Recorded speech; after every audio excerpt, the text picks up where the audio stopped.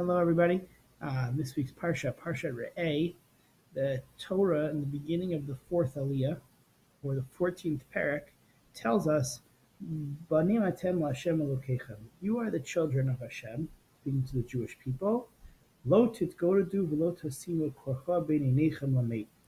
One should not gash themselves or cut themselves or make themselves bald between their eyes on their forehead over a dead body. So the Torah juxtaposes this idea of the Jewish people being the beloved children of Hashem, and that one should not mourn a dead person by harming themselves either physically or by cutting their hair over a dead body. So there are a couple of interpretations given by the commentaries as to what is the connection between the beginning of the pasuk, "Banim atem laHashem Elokeichem," to the end of the pasuk, that you should not cut yourself or harm yourself over a dead body. So Rashi tells us that we are the children of Hashem, and we should look nice, and it's not appropriate to injure yourself or harm yourself in any way because you're supposed to look appropriate as the children of Hashem.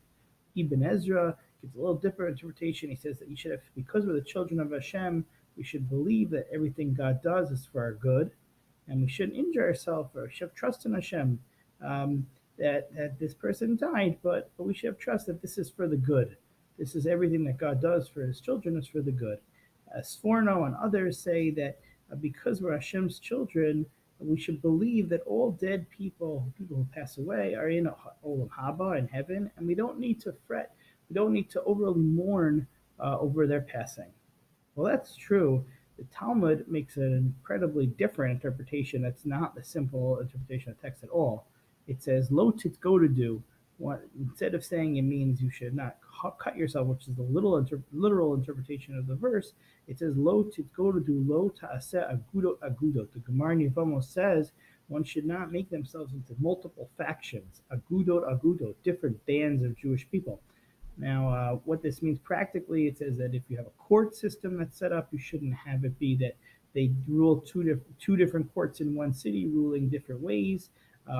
Modern halachic decisions bring down that if you are in a shul on Chol Moed, and some people wear tefillin, other people don't wear tefillin, it's not appropriate to have some people doing one thing and other people doing another thing.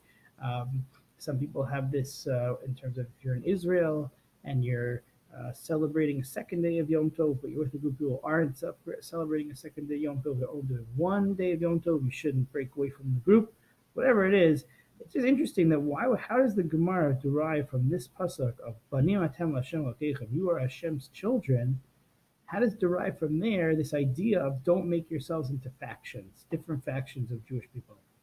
So perhaps we can explain that when you're a parent, you want your children to get along. That's like an important thing for parents. If children get along and they seem, at least on the outside, that they might have different views, when it comes down to it, practically they won't argue, they won't get into fights, and they won't display difference of opinion publicly. And I think that's kind of what it is here. Meaning Hashem understands. I think the Torah and the Gemara are full of machlokets. But when push comes to shove, when it's in a public display, it's important that Jews outwardly show that we're all one people. The reason we show that we care that we're one people is because we have one God who we believe is our Father in heaven who cares about us. So perhaps that's what this pasuk means. And that's why the Talmud took the liberty of deriving from this pasuk this lesson of lo ta'aseh agudot, do not make different factions. I think it's an important lesson coming right off of the 3 weeks, and we're about to head into Rosh Chodesh Elul. Rosh Chodesh Elul stands for Elul stands for, according to many people, today is the last day of Av.